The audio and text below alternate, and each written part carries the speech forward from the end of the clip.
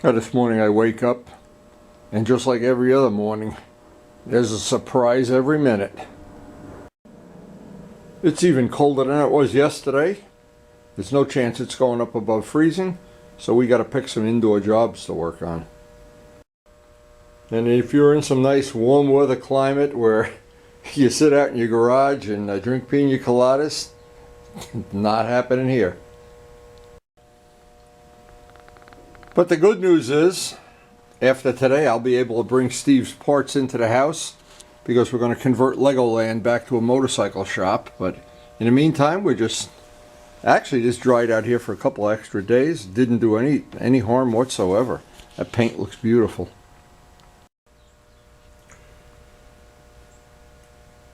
It'll be nice to get stuff in out of the laundromat, but this cold weather limits the time I want to be out in this garage. And anybody has a pond knows what this is like. Little by little, the ice creep is coming over to where we have the bubblers, and pretty soon we're going to have to shut the waterfall off and hunker down for the winter.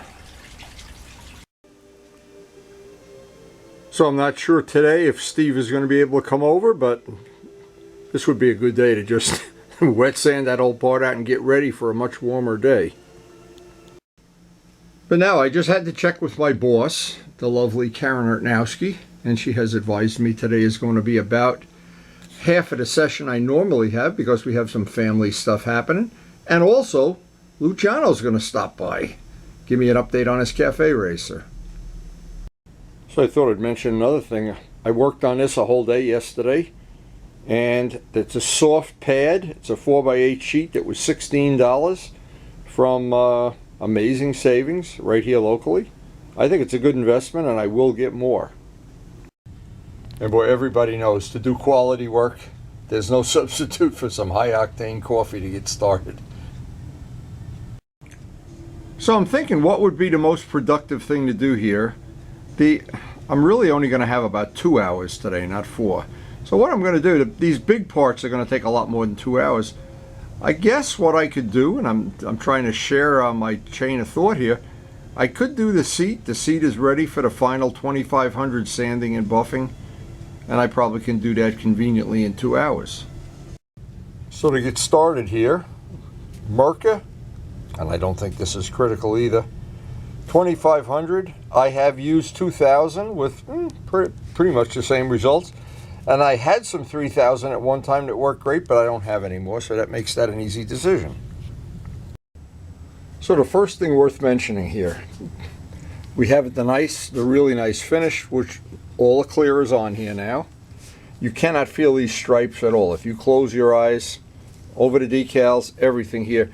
And because we did this in really cold weather, I think it tended to set up. It took a lot longer to dry than normal.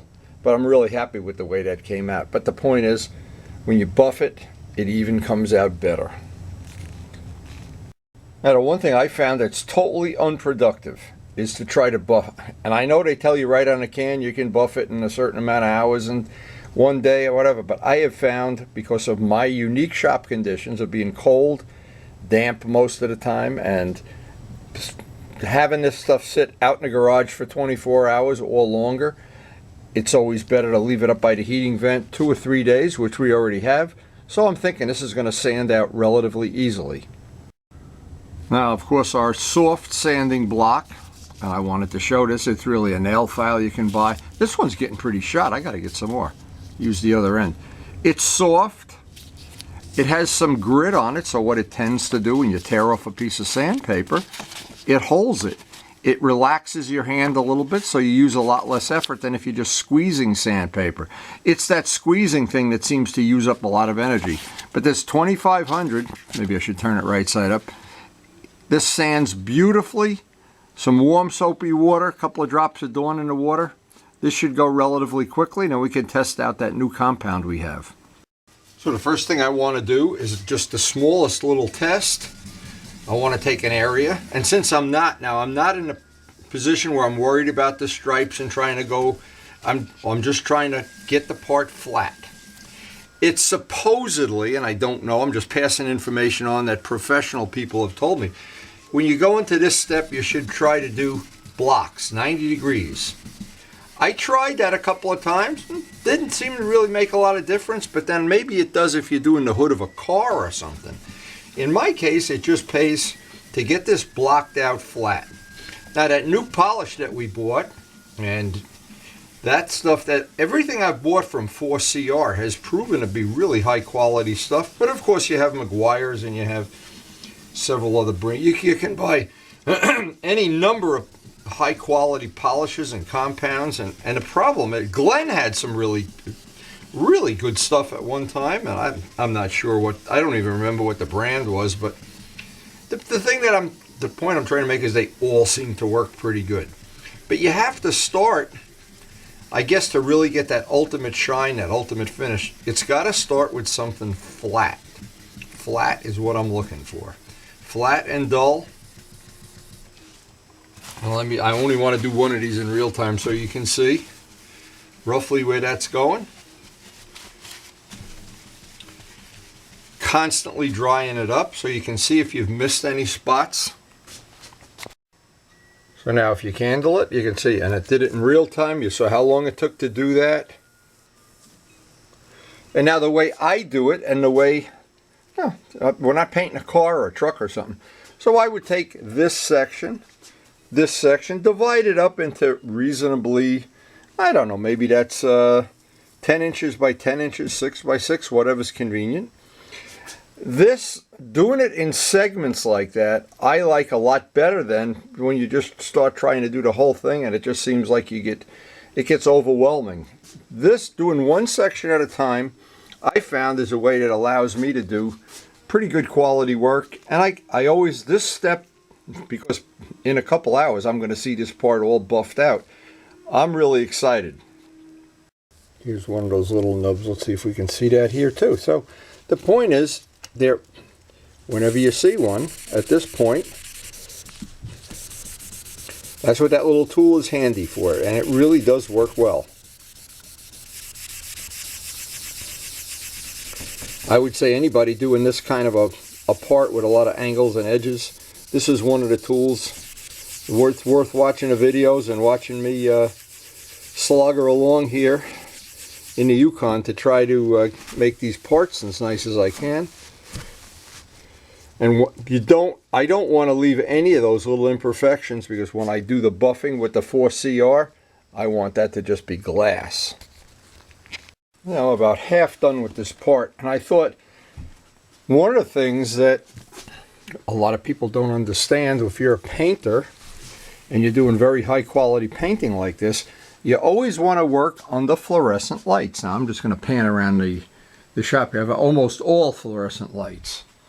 The reason is fluorescent lights tend to show these little moon craters and little issues a lot more than incandescent bulbs. So a lot of times if you take a part, and this is the whole motive of having a shop all full of fluorescent lights, the idea is you pick out as many of the mistakes as you can in the wet sanding and the buffing, and you get it to where it looks good on the fluorescent lights. And then when you take it out into the real world, into the sunlight, it just pops like an explosion. So now above my project bench, I always have some incandescent bulbs too, but I never use them because I really want to see the flaws. The whole idea of this is to see the flaws in the parts. Or to see, in this case, we're going to do this one soon, the orange peel, the dust. I want to get all that out so that when I do the buffing, it's going to look like this. It's going to be absolutely flawless. Now you could say whatever you want, and you could say, oh well, here you don't have a spray booth, you don't have $1,000 gun, you don't have the really super high quality paint that's a fortune, but that's a pretty good finish. I don't care what anybody says. I put that. We go to a car show and I hold that fender next to what you did. It might be pretty close. In every one of the steps, I've put it step by step by step on all these videos. There's coming up on 1,400 here pretty soon. If you really wanted to learn this and you really wanted to know how to do it, there isn't one step that I've kept like, oh, that's the secret of the trade. Oh, nobody can ever tell you that. I tried to put all this stuff right out there so everybody can do this. Inspector is here. No, done nothing. Come on, the building inspector Luciano's here. He's got the engine done. I'll come up to your house one day next week. We'll see. Yeah, I can come over. How much progress? You got the tank? I used the tank I got from eBay and I'm gonna work out. Oh, Turbo Steve said he may have a spare tank. He might. I don't know. I use looks like a RD XS. I think that's like basically the same.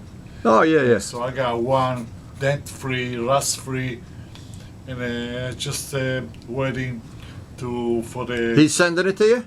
Yeah, I'm waiting for A and B solution for cream. I'm gonna clean inside anyway. So. Look at the parts here. They're all drying up. It's coming out nice, huh? Yeah, it's nice. Nice and shiny. Good job. Very good job. Look at this part over here. This is the lower fairing, Luciano. You don't even need to buff it. It's just a no, you don't. You buff it if you want to, but you look at the parts, even the fairing parts. He's just got that one big part to do yet, and the fender. Look at this fender. That fender was like. Yeah. That looks pretty good, huh? Yeah. Wow.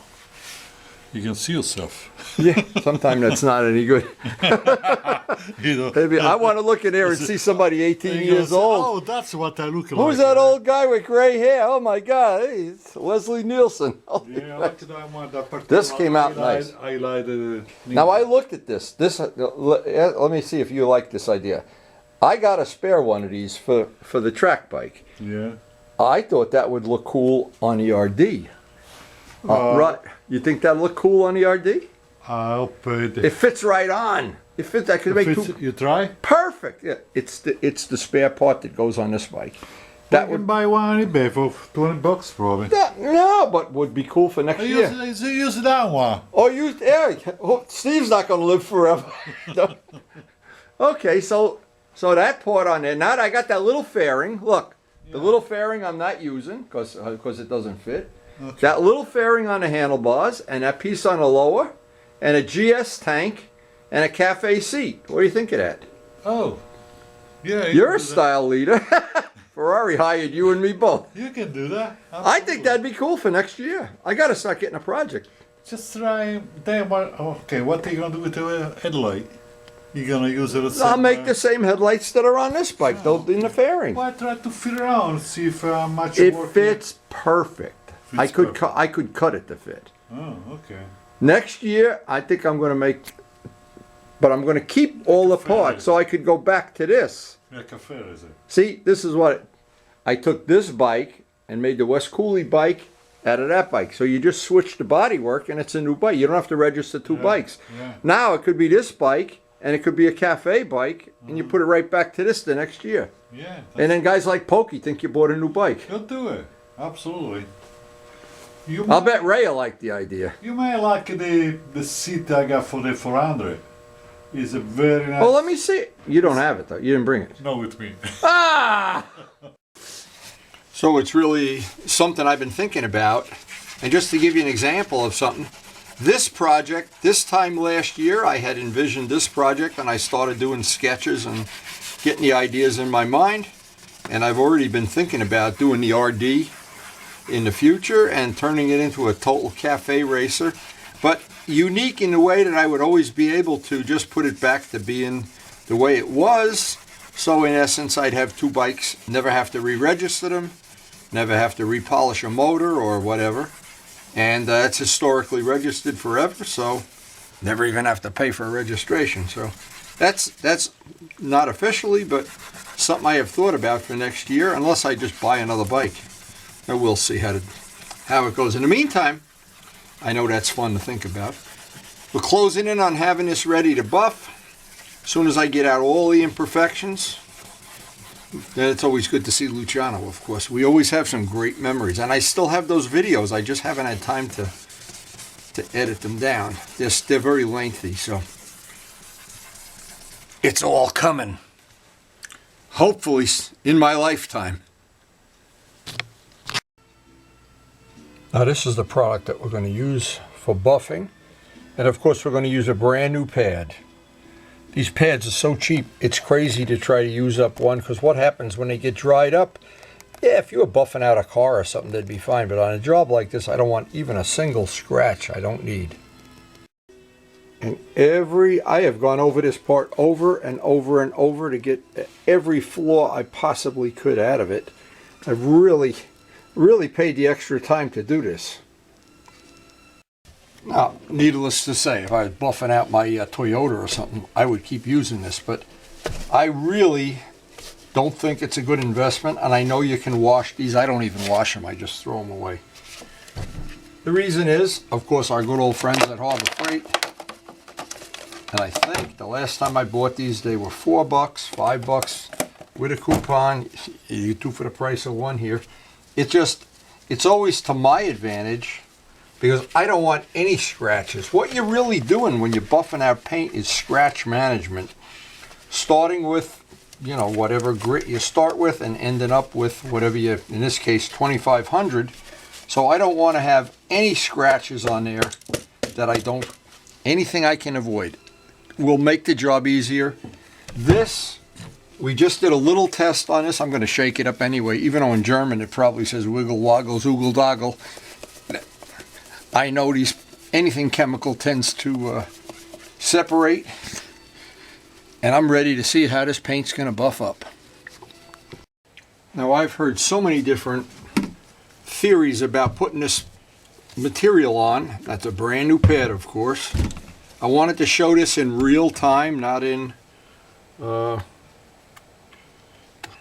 watched Ammo NYC do his thing, and in this case I want to get this around the edge. And the initial test we did with this, it replaced the 80-21. That was really nice. The 80-21, this seems it seems exactly the same, in fact. What happens if you put too much on, it just slings it all over the place, and in my case the day ends and I look like Compound.WE or something. Oh, and maybe I do anyway. Okay, so I wanted to show it in real time. This is the whole part has been sanded, detail sanded. Got the old Harbor Freight buffer, the Harbor Freight pad, 4CR, and I think of all the things that has to be good quality, this is it. The McGuire's is good quality too, but all of these other things, they can be Harbor Freight quality.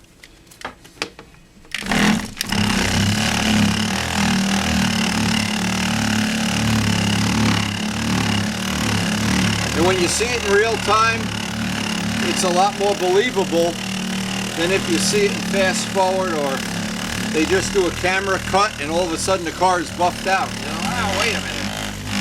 That isn't exactly what I had in mind. Now, just truth in advertising, these buffers don't last forever. And I usually at least once a year, they start to lose power, the brushes go bad. You just throw them away and buy another one for 10, 12 bucks, whatever they are. I like to move it around.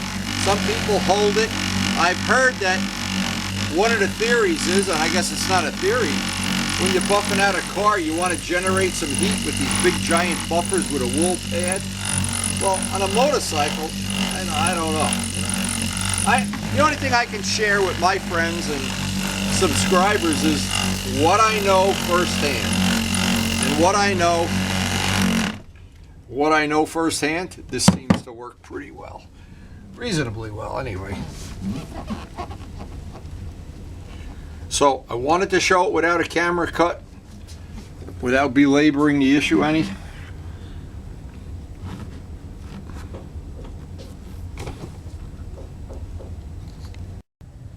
Anyway, it won't be, you don't have to be a rocket scientist to figure out.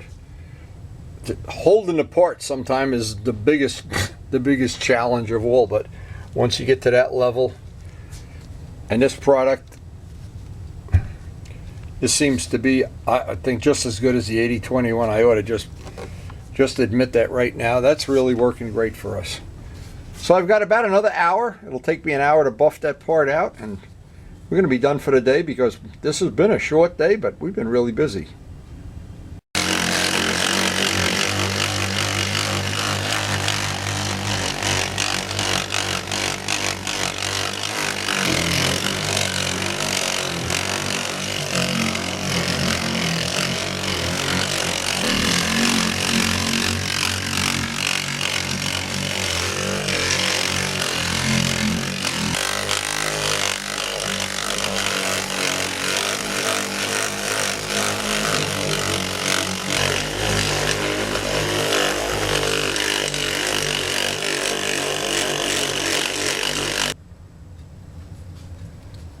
that's buffed out. We're done. I didn't think we were going to get done with this today, but it went pretty smooth. It went pretty quick. And that is a finish I'm really proud of. So I hope you enjoyed the video and some of this information is useful to you. That 8065 looks like it's just about as a good a replacement for as 8021 as I've ever seen. But again, the Meguiar's is good. And to put that kind of finish on something, that's just, it's a labor of love. That's all I can say. So I hope you enjoyed the video and thanks for watching.